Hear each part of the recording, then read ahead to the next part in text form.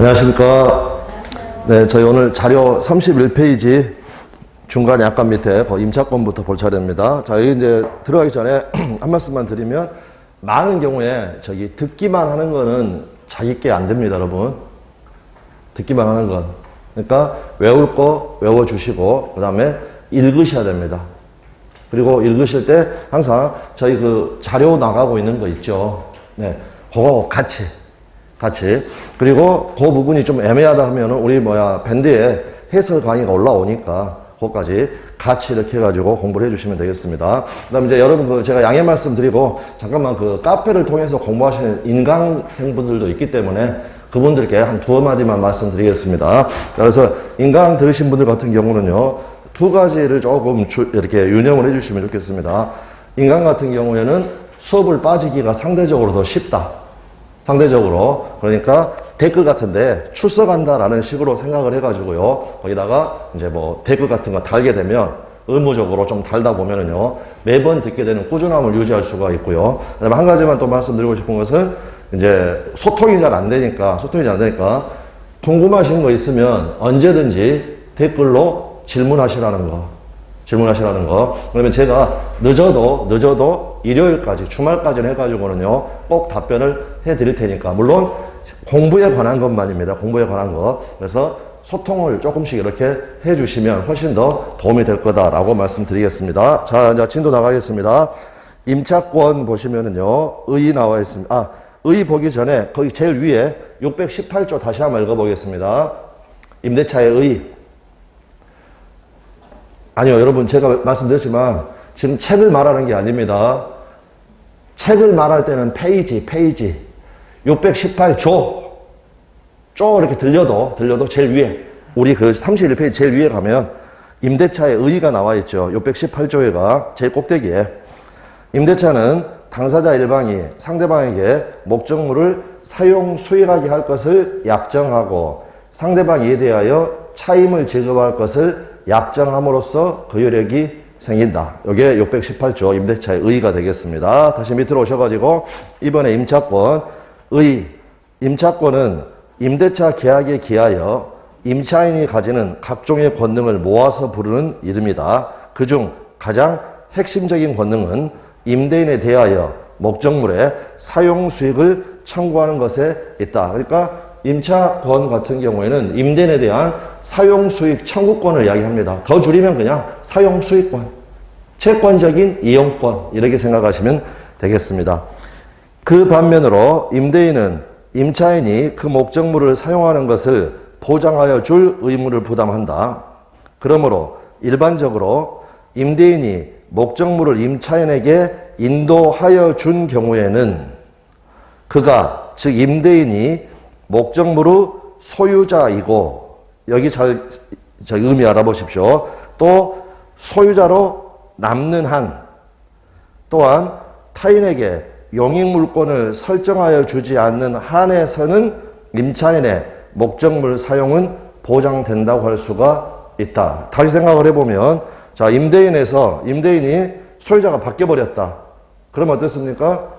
방 빼야 된다고 그랬죠. 그러니까 소유자이고 또 소유자로 남는 한, 이런 말이 있는 거고, 또한 타인에게 용익물권을 설정하여 주지 않는 한, 예를 들어서 건물에 임대차 계약을 체결했다가 건물에 관해서 그 건물에 다른 사람에게 전세권을 설정해 줘버렸다.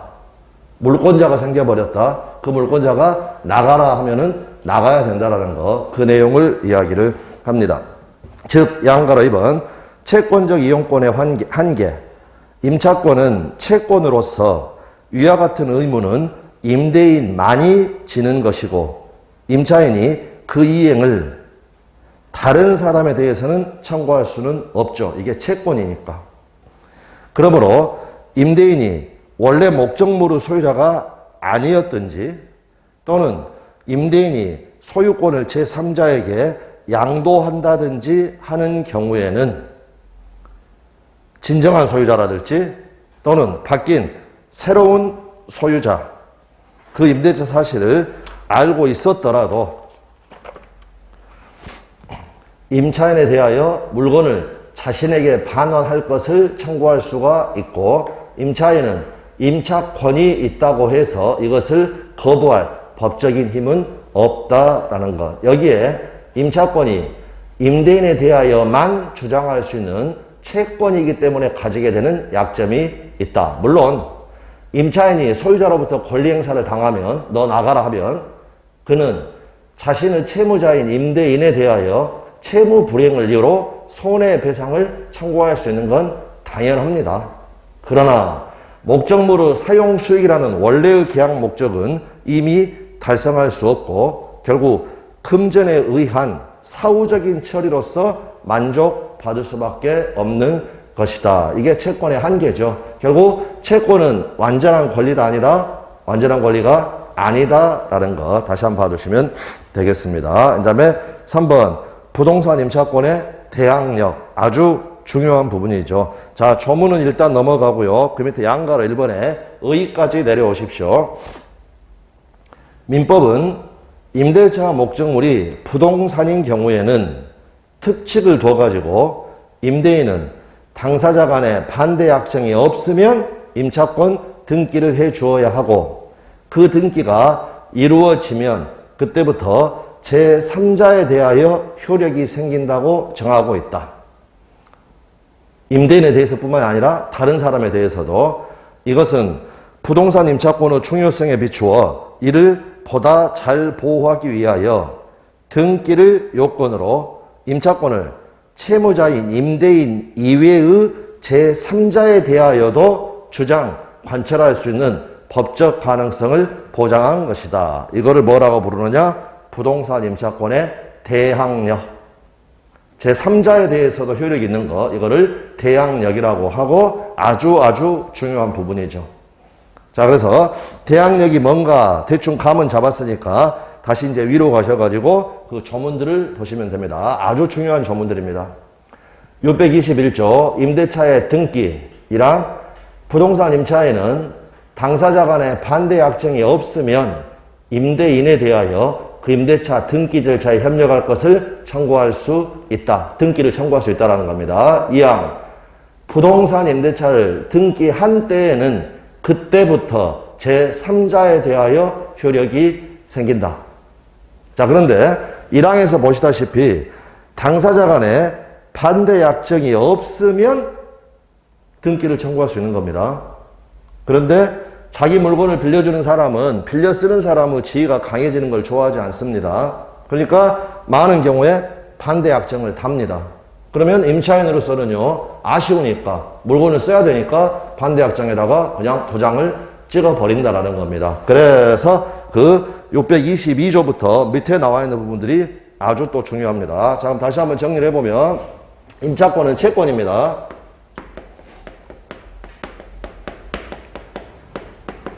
그러므로 제3자에 대해서는 효력이 있다 없다? 효력이 있습니까 없습니까? 채권이니까 효력이 없죠. 그러나 부동산 임차권이라는 거 너무나 중요하기 때문에 이걸 보호하기 위해서 부동산 임차권은 방금 봤던 것처럼 등기를 하면 제3자에 대해서도 효력이 있는 겁니다. 근데 기니까 이걸 줄여서 뭐라고 한다고요? 대항력. 대항력이 생긴다. 근데 봤지만 621조에서 봤지만 반대 약정을 해버리면 등기해달라고 청구할 수 있습니까 없습니까? 없습니다. 그래서 여기가 중요합니다. 우리 민법과 민사특별법은요, 여기는 지금 등기는 부동산 임차권 이야기하는 겁니다. 부동산 임차권을 등기하지 않았는데도 대항력이 생기는 예외적인 경우를 3개를 규정을 하고 있습니다. 하나는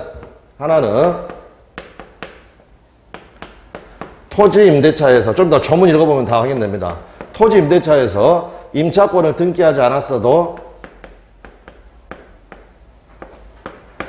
건물을 등기하면 임대차가 대항력이 생깁니다. 올해도 시험에 출제가 됐고요. 그 다음 특별법에 의해서 주택임대차 같은 경우에는 임차권을 등기하지 않았어도요, 인도를 받고 주민등록을 하게 되면 대항력이 생기게 됩니다. 그 다음 상인법에 의해서 상가 건물, 상가 임대차 같은 경우에는 인도를 받고 사업자 등록을 신청을 하게 되면 대항력이 생깁니다. 그러니까 이 세 개는 너무너무 중요한 그러한 기본 중에 기본이 되겠습니다. 법에 다 적어져 있습니다.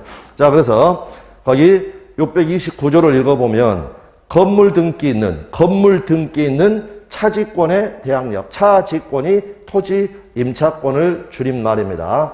1항, 건물의 소유를 목적으로 한 토지 임대차는 이를 등기하지 아니한 경우에도 임차인이 그 지상 건물을 등기한 때에는 제3자에 대하여 임대차 효력이 생긴다. 아래 주택임대차보호법 제3조 1항, 임대차는, 물론 이 임대차는 당연히 주택임대차를 이야기하는 거죠.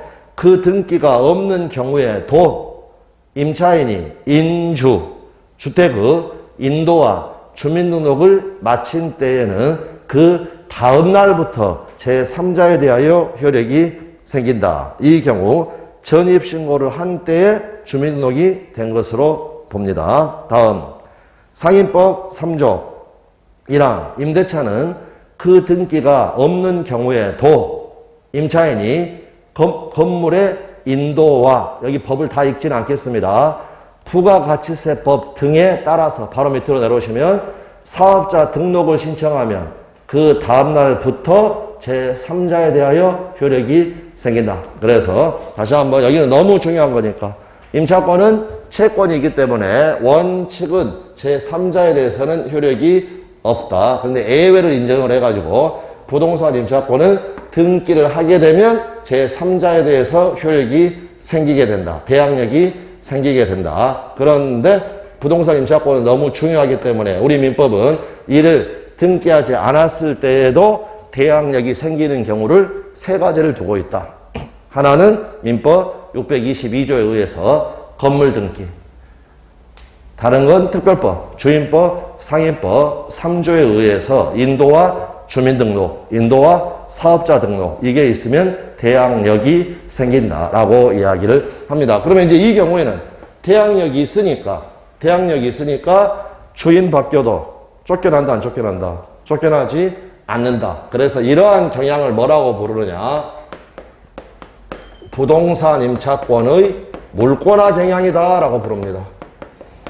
부동산 임차권의 물권화 경향.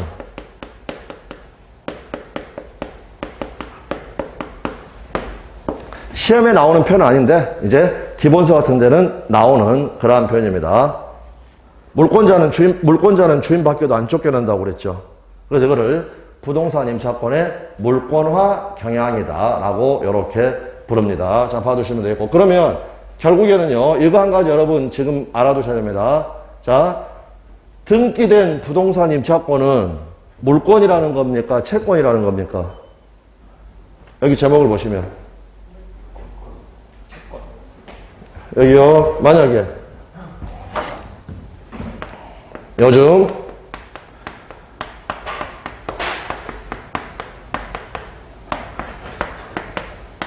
여성은 사회 질투가 너무 많고 예전에 비하면 그 권위도 많이 신장이 됐습니다.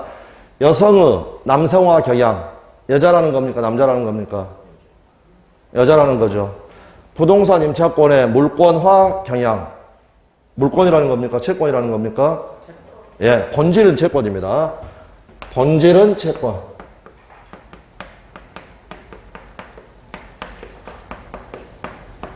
그랬고, 요거 자체는 기억을 해 두시게 되면, 자, 그러니까 이제 어떤 걸로 나중에 이건 연결이 되냐면, 자, 예를 들어서, 주택 임차인이 인도와 주민등록을 했습니다.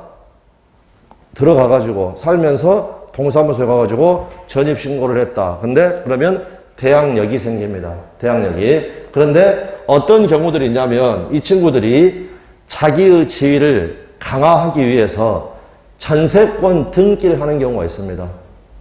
전세권 등기가. 그러면 그 친구는 물권인 전세권이라는 칼도 가지고 있고 여기 본질은 여전히 채권이니까 어떻습니까? 채권이라는 두 개의 칼을 가지게 되는 겁니다. 무슨 말인지 아시겠죠? 그걸 가지고 우리가 파악할 수 있는 기출 판례가 뭐 작년에도 기출됐습니다만 3개 정도가 있기 때문에 이 단어에서 부동산 임차권의 물권화 경향이라고 부르긴 하지만 그래도 본질은 이거는 뭐다? 채권이다라는 거, 요거를 기억을 해 두시면 되겠습니다. 자, 그 밑에 이제 32페이지 밑으로 가면 대항력의 내용이 나와 있죠. 자, 민사집행법 91조. 거기 제목은 필요가 없습니다, 여러분. 요거 알아두셔야 됩니다. 그냥 우리 시험입니다, 무조건. 이 자체가. 이하, 매각 부동산 이의 모든 저당권은 매각으로 소멸된다. 그래서 경매가 다 끝났다. 매각 대금이 완납됐다. 살아있는 저당권은 없습니다. 살아있는 저당권은. 그러면 여기에는 지금 뭐 어떤 말들이 들어가 있는 거냐면, 예를 들어서 갑이라는 애가 1번 저당권이고 2번으로 을이라는 애가 2번 저당권을 가지고 있는데 을이 경매를 신청을 해가지고 매각이 되었다. 그래, 이거 소멸하는데 이거 어떻게 된다? 매각이 되면 요 저당권도 소멸한다고. 매각 부동산의 모든 저당권은 매각으로 소멸된다. 지가 신청 안 했어도 매각되면 저당권은 소멸한다라는 겁니다. 다음, 사망과 사항해가 어떤 내용이 나와 있냐면 태양력 있는 용의권과의 관계가 나와 있습니다. 자, 그래서 어떤 경우냐면 이런 경우입니다. 예를 들어서 1번으로 갑의 용익 물권이 지상권이 있고 2번으로 을의 저당권이 있다. 채무가 변제가 안 돼서 을은행이 경매를 신청을 해서 매각이 되었다. 매각이 됐단 말은 경락인이 매각대금을 완납했다는 겁니다. 경락인이 지금 소유권을 취득을 한 겁니다.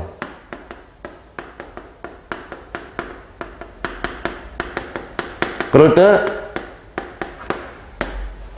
대항력 있는 용의권과 관계란 말은 무슨 말이냐? 자, 예를 들어서 병이라는 친구가 지금 소유권을 취득을 했는데 이 토지는 누가 사용을 하느냐? 갑이 사용한다는 겁니다. 왜냐? 저당권보다 요 지상권이 먼저 있었기 때문에.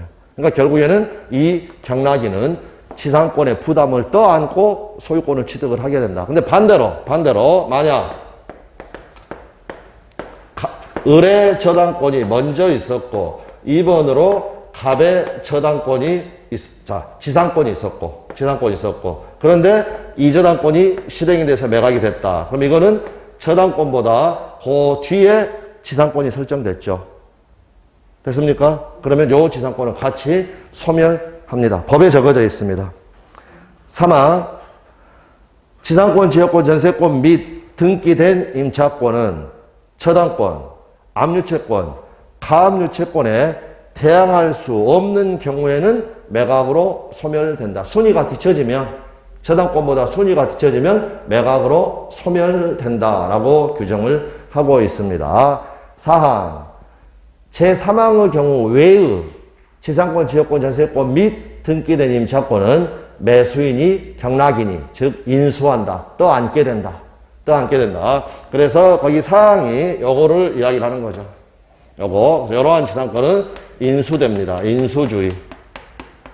저당권에 대항할 수 없는 지상권, 순위가 뒤처지는 것은 소멸합니다. 그래서 소멸주의. 네, 아주 중요한 부분이 되겠습니다. 그런데 이제 시험에서 특히 이 부분은 특히 어디에서 시험에 많이 나오냐면요.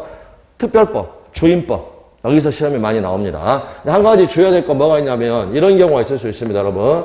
자, 갑의 저당권이 있고요. 두 번째로 을의 지상권이라든지 전세권이라든지 대항력 있는 임차권이 있다라는 겁니다. 3번으로 병의 저당권이 있습니다. 그리고 병이 경매를 신청을 했습니다. 신청을 해서 매각이 되었다라고 했을 때 요 을의 지상권이나 대항력 있는 임차권 같은 것은 어떻게 되느냐? 요거 역시도 소멸합니다. 그 말은 뭐냐?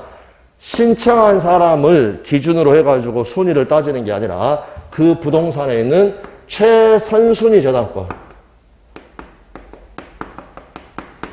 요거를 기준으로 따지는 겁니다. 그러니까 신청자보다는 위지만 최선순위보다는 아래죠. 그러니까 어떻게 된다? 매각으로 소멸된다. 이렇게 생각해도 됩니다. 어차피 저당권은요, 요 저당권도 소멸합니다. 요 저당권도. 그러니까 소멸하는 최선순위의 저당권하고 함께 요것도 소멸한다. 이렇게도 생각을 하시고, 그래서 결론적으로 요거를 기억을 하시면 되겠습니다. 제가 쓰는 표현입니다. 중간 영위권. 어떤 느낌인지 아시겠습니까? 저당권하고 저당권 사이에 끼어 있는 거. 저당권하고 저당권 사이에 끼어 있는 거. 중간 영위권은 매각이 되기만 어떻게 된다? 소멸한다는 거. 요거를 꼭 기억을 하시면 됩니다. 그래서 이거는 조금 암기가 필요합니다. 암기가. 시간 간단합니다. 시간 순서에 따른다. 다만 여러 개가 있을 때는 최선순위 저당권이 기준이 된다. 결국 중간 영위권은 매각으로 소멸하게 된다. 이것만 기억을 하시면 됩니다. 자, 그래서 이제 33페이지 내용에 보시면 대항력의 내용이 뭔가? 임차권이 대항력을 가지게 되면 그 후에 목적 부동산을 양도받은 사람 또는 거기에 저당권을 취득하거나 그 부동산을 강제 집행하려고 압류한 사람. 여기는 괄호도 의미가 있습니다. 보다 정확하게 말하면 그 각각의 집행 절차에서 매수한 사람, 경락인을 이야기하는 거죠. 사람은 임차권의 대항을 받게 되어서 법의 힘으로 당연히 스스로 임대인인 것과 같은 지위에 놓이게 되고 그리하여 결국 임차권을 인정하지 않으면 안 된다. 따라서 임차권이 기간 만료 등의 사유로 소멸하기까지는 소유권에 기하여 그 반환을 청구할 수 없다. 네, 그 내용 봐두시면 되겠습니다. 그 밑에 또 하나 중요한 게 나와 있죠. 근데 이거는 우리가 이미 했습니다.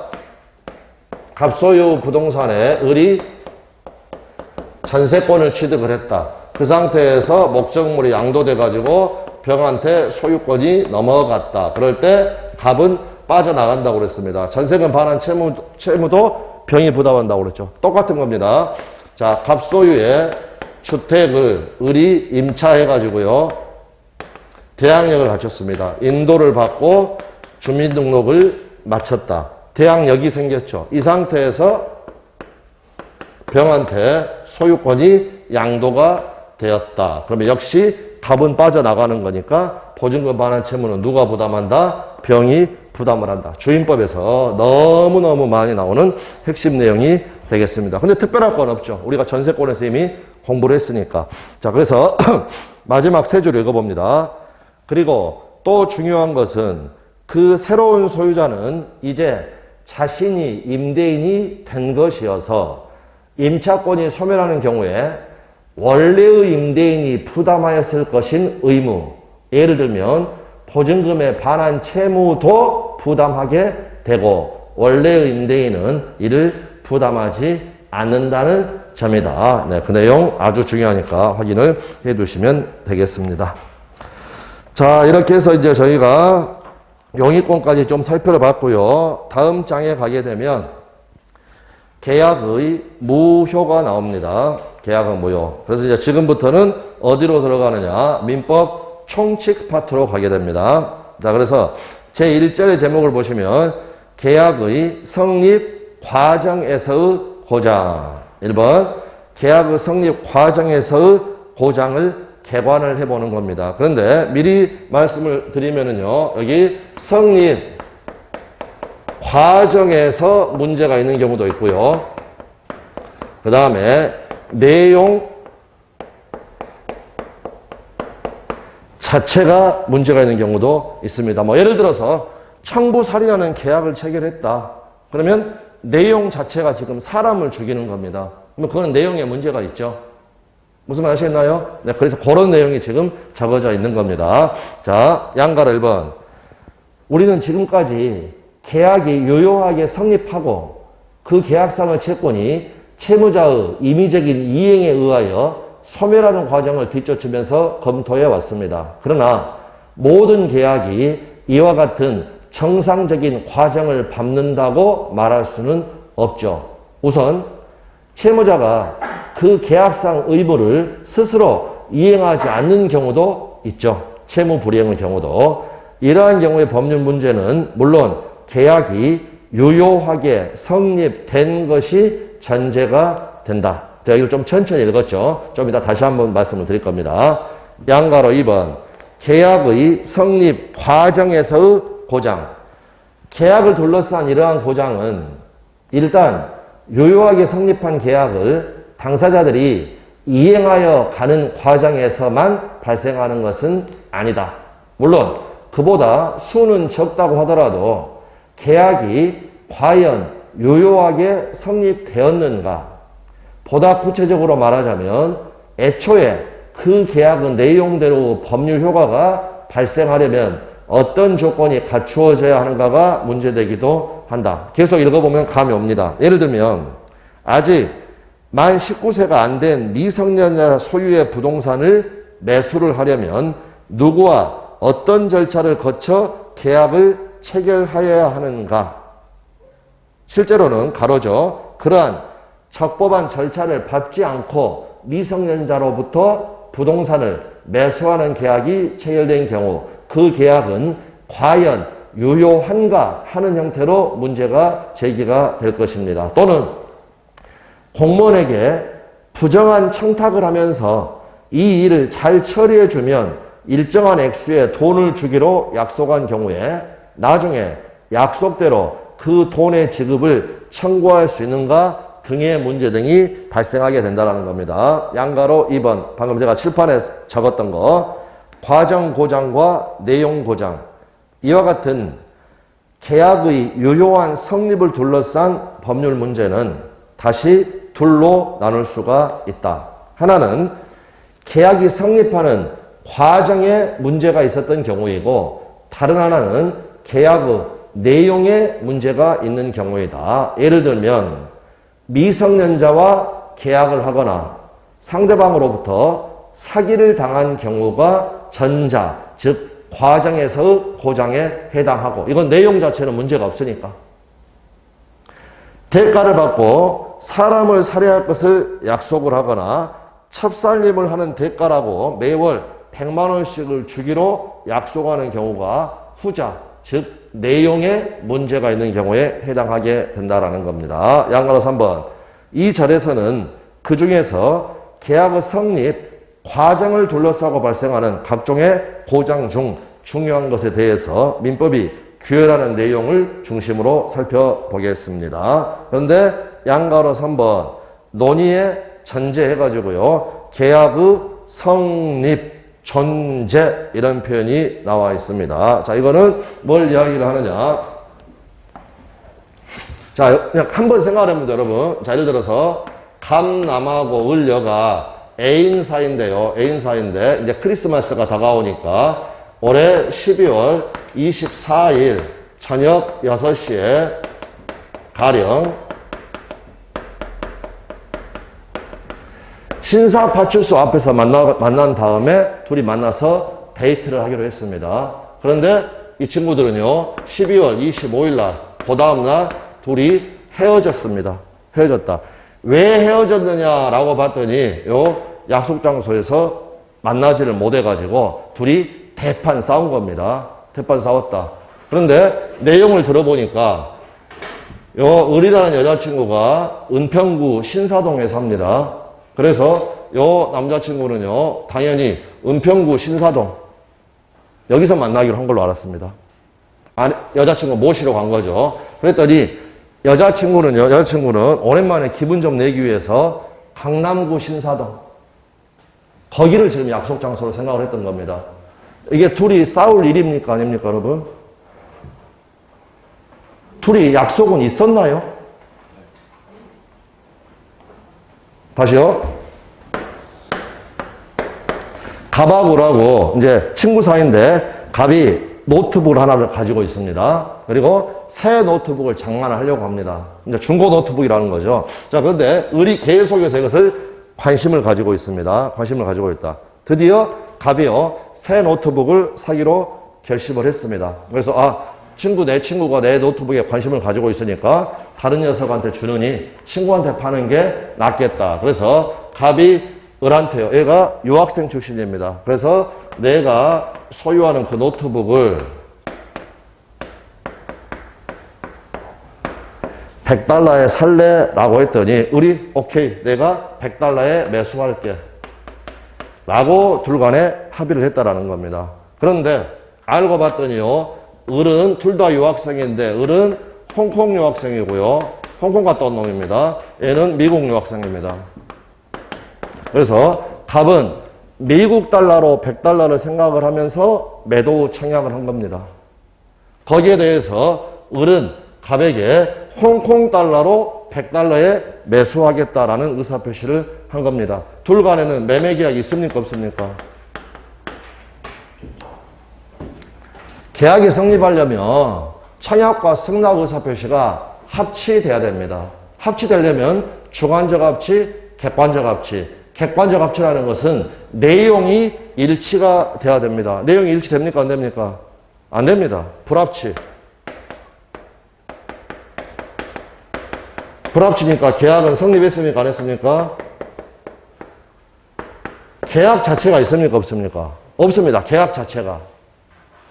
계약 자체가 없는데 이 계약이 무효다, 취소한다 이런 말이 나올 수 있습니까? 없습니까? 없습니다. 여기 지금 둘 간의 의사가 합치가 있습니까? 없습니까? 없죠. 얘는 은평구, 얘는 강남구. 둘이 내용이 일치됐습니까? 안 됐습니까? 안 됐죠. 그래서 이러한 것을 뭐라고 부르냐? 무의식적 불합이다라고 부릅니다.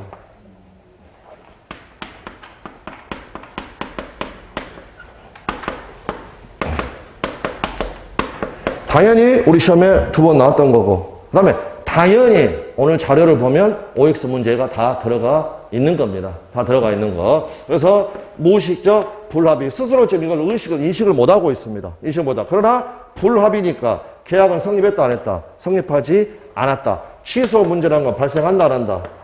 무효다 취소다 이런 건 다 나중 2단계 문제입니다. 아예 발생할 수가 없다라는 겁니다. 자, 같은 맥락에 우리 기출 판례가 있습니다. 자, 갑하고 을이 있고요. 갑이 횟집 사장님입니다.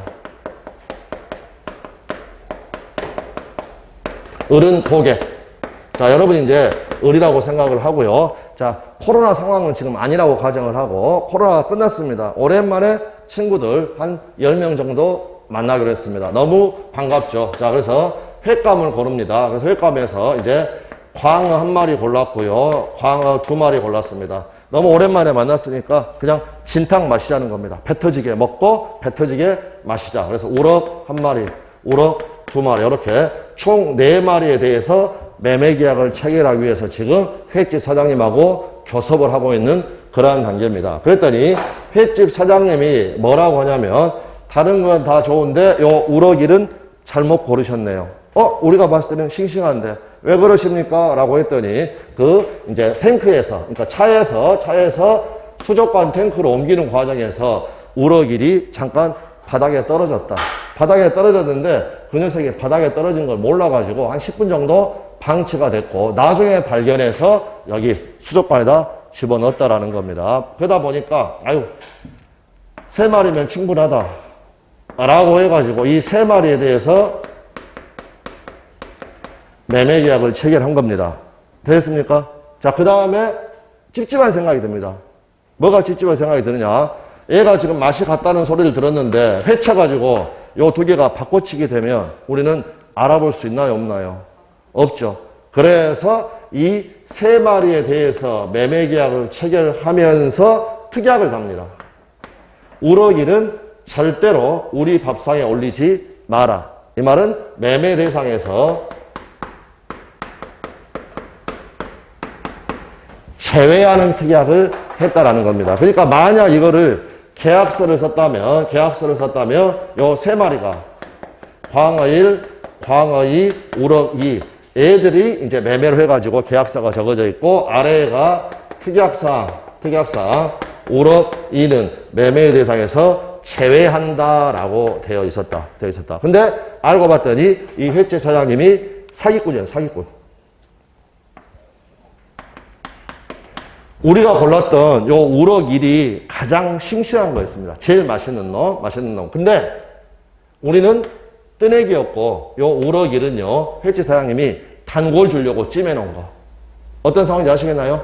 그걸 우리가 지금 매의 눈으로 지금 뽑아낸 겁니다. 그러다 보니까 우리는 뜨내기 고객이다 보니까 우리한테 사기를 친 겁니다. 그러면 사기한 의사표시는 취소할 수가 있는데 판례에서 문제가 됐던 게 뭐냐면 이 제외 특약만을 사기를 이유로 이것만 사기를 이유로 취소할 수 있겠는가라는 게 문제가 됐습니다. 취소할 수 없습니다.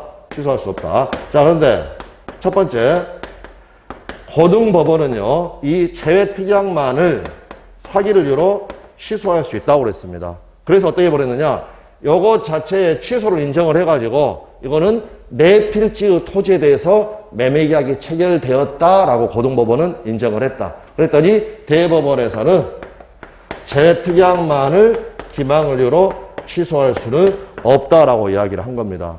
이유도 간단합니다. 왜냐? 요 우럭 2에 대해서는 매매계약이 있다 없다? 없다. 요거 3개만 성립했고 이거는 매매 대상에 포함시키지 않는다고 분명히 했죠. 우럭 1에 대해서는 매매계약 자체가 있다 없다? 없다. 불성립. 불성립이니까 2단계에서 말하는 뭐 취소할 수 있느냐 무효냐 이런 말이 나온다 안 나온다? 안 나온다. 이게 바로 그러니까 우리 고등법원은 어떤 미스를 범했느냐, 이처럼 계약이 성립한 걸 전제로 해서 무효냐 취소냐 이런 걸 따져봐야 되는데 그 부분을 따지지 않다 보니까 그냥 사기당했네, 취소할 수 있네 라고 해가지고 내 필지의 토지에 대해서 매매계약의 체계를 인정을 해버렸다라는 거. 된다 안 된다? 안 된다. 우럭 1에 대해서는 계약 자체가 없다. 물론 사기를 이유로 이 매매계약 자체를 취소하는가 이거는 변론으로 하고 할 수 있겠죠. 그거는 사기 당해가지고 제외하는 특약을 했다면 그거는 변론을 하고 지금 말하는 것은 제외 특약만을 사기를 이유로는 취소할 수 없다라는 판례입니다. 이처럼 이게 바로 계약의 성립의 의미입니다. 그래서 다시 한번 양가로 3번의 제목부터 논의의 전제, 우리가 지금부터 계약 성립 과정에서 고장을 따져보려고 하는데 논의의 전제는 뭐냐면 계약 자체는 있어야 한다는 겁니다.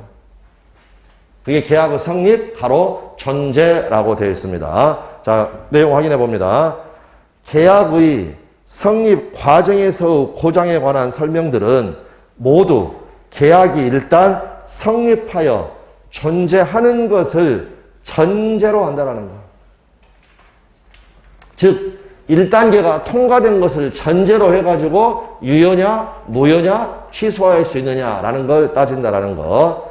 전제로 하여 그 성립 과정에 일정한 문제가 있었던 경우에 그것이 그 계약의 효력에 어떠한 영향을 미치느냐, 과연 그 계약이 그 내용대로의 법률 효과를 발생시키는가, 유효한가 이런 걸 따지는 것이다라는 거. 1단계가 통과되고 난 후에 유효냐 무효냐 취소할 수 있느냐 요거를 따질 수 있다라는 겁니다. 양가로 4번 원칙적 유효. 여기도 기억해 두셔야 됩니다.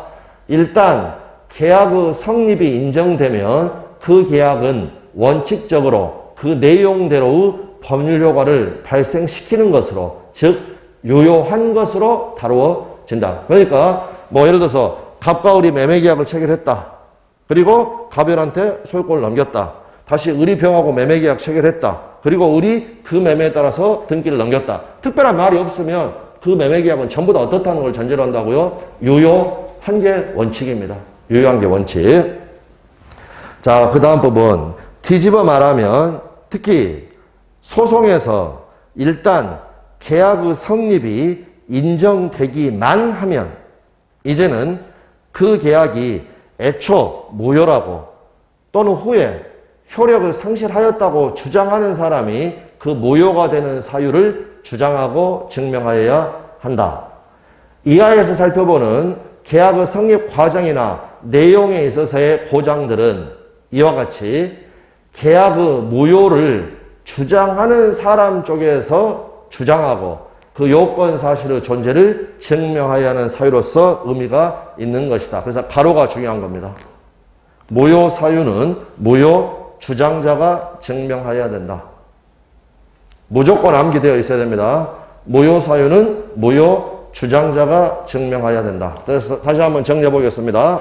우리가 무효가 딱 나오면 무조건 머릿속에서 떠올라야 되는 게 첫 번째, 무효의 일반적 효과. 자, 무효 의미, 무효 효과 뭐라고 그랬습니까? 튀어나와야 된다니까요. 지금 말하는 게 아니고 그 전 시간에 했던 거. 무효 일반적 효과, 무효의 의미가 뭡니까?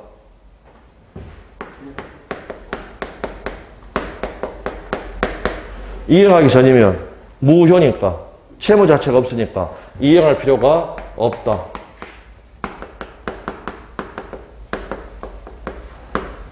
그런데 이행을 했다. 이행할 필요가 없는데 이행을 했다. 어떤 문제가 발생한다? 어떤 문제요? 어떤 문제? 이게 제가 아까 말씀드렸던 것처럼 듣기만 해가지고는 자기께 덜 된다라는 겁니다. 외울 건 외워야 됩니다. 그러다 보면 여러분 이거 어떤 문제 발생하는 줄 압니까? 매번 씁니다. 매번. 2주 전에도 썼고 오늘 또 쓰고 그 다음에 기본서 가게 되면 또 기본서에 가서 또 쓰고 이행 후에는 이 단어가 나와야죠. 부당이득 반환의 문제가 발생한다. 부당이득 생각나십니까? 급부가 이루어졌는데 그 급부의 원인이 무효이거나 또는 취소, 해제됐다. 법률상 원인이 없어져 버린 거죠. 없어져 버린 거. 그러니까 의미 자체는 아무것도 아닙니다. 매매계약이 무효다. 아직 이행 안 했다. 이행할 필요 없는 거죠. 이행할 필요 없는데 이행했다. 상대방이 지금 급부를 받았는데 그 급부는 법률상 원인 없이 받은 거니까 부당한 이득이죠. 부당이득으로 반환이 되어야 한다. 그런데 여기에 자동으로 튀어나오게 딱 머릿속에 들어가 있어야 한다. 무효 효과. 뭐 이런 말, 일반적 효과. 요 일반이란 말이 빠져도 상관없습니다. 무효 효과. 이행하기 전이면 이행할 필요가 없다. 이행했으면 부당이득 반환을 청구할 수 있다. 또는 부당이득 반환 의무가 있다. 그 다음에 이제 방금 말했던 거. 무효 사유는 누가 증명해야 된다? 무효 주장자가 증명해야 된다.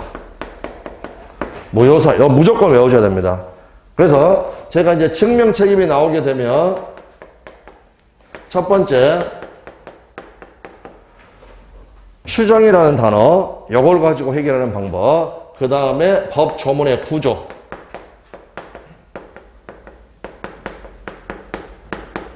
자, 법 조문의 구조를 가지고 판단한다. 이건 뭐였나요?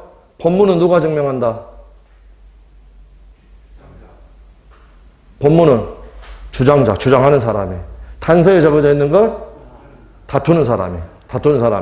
그 다음에 이제 세 번째로 나와 있는 게 요거. 근데 이 3번, 무효 사유는 무효 주장자가 증명한다. 요 말이 사실은 요 2번하고 일맥상통하는 겁니다. 그런데 지금은 그렇게 생각하지 마시고 요거는 그냥 별도로 무조건 외워둬야 된다. 무효 사유는 무효 주장자가 증명해야 된다. 그러면 이제 증명 책임에 대한 기초가 다 마련이 된 겁니다. 다 마련이 된 거. 그런데 한 가지만 한번 좀 주의를 하실 게 뭐냐면 이거는 이제 지금 그냥 그럴 수 있겠구나 느낌만 받아주시면 됩니다. 갑하고 을하고 가령 매매계약이 있었는데 요 을이라는 사람이 이 매매계약의 무효를 주장하는 사람입니다. 무효 주장하는 사람이니까 을이라는 친구가 무효 사유를 증명을 해야 되겠죠. 무효 사유를. 근데 뭐만 한 가지 생각을 해보시면 되냐면 여기에 요 단어에 너무 꽂히면 안 됩니다. 외워는 저 있어야 되는데 무효를 주장한다. 그러면 결국 을이라는 애는요. 이 매매계약 자체의 효력은 매매의 효력은 주장하는 사람입니까? 다투는 사람입니까? 을이라는 애가. 매매의 효력은 갑이 을한테 매매계약을 원인으로 1억 원의 대금의 지급을 청구를 했습니다. 그랬더니 을이라는 애가 이건 무효니까 나 못 주겠다라고 하고 있다는 겁니다. 매매의 효력은 주장하고 있습니까? 다투고 있습니까? 한번 생각을 해보십시오. 매매가 요요하면 어른값한테 1억 원 줘야 됩니다. 근데 나는 지금 이건 무효니까 못 주겠다라고 하고 있는 겁니다. 무효니까 못 주겠다. 무효니까 못 주겠다. 매매계약 자체의 효력은 지금 주장하고 있습니까? 다투고 있습니까? 다투고 있죠? 매매가 무효라고. 못 주겠다고. 그래서 매매계약 효력 자체는 얘가 다투는 자입니다. 다시 말하면 매매계약의 효력을 요 을이라는 지금 부인하고 있습니다. 되셨나요? 이해되셨습니까? 최종 결론. 여기서만 보면 그냥 무효 사유는 무효 주장자가 증명해야 된다. 무조건 요 주장이라는 단어에만 꽂혀 있으면은요, 요 표현. 을은 지금 매매계약 효력을 부인하고 있습니다. 다투고 있습니다. 똑같은 사람이 앞에가 뭐가 붙었냐에 따라서 주장하는 사람이 될 수도 있지만 똑같은 사람이 뭐가 될 수도 있습니까? 다투는 자가 될 수도 있다라는 거. 그러니까 그 앞에 적어져 있는 거, 의미까지 생각을 하셔야 한다는 겁니다. 여기는 지금 이해되셨나요, 여러분? 을이 지금 매매계약 효력을 다투고 있다. 을은 매매계약을 부인하고 있다. 네, 그렇게 해서 봐두시면 되겠습니다. 근데 제가 어차피 말씀드렸지만 증명 책임 자체는 쉽지는 않으니까 이제 요 부분이 그 1, 2월 달, 3, 4월 달에도 수업 시간에 아예 언급을 못 할 수도 있습니다. 근데 지금 우리가 자세히 말씀을 드렸으니까 반복을 해가지고 요거를 꼭 기억을 하시라는 거 해두시면 여러분들 공부하실 때 아주 수월합니다.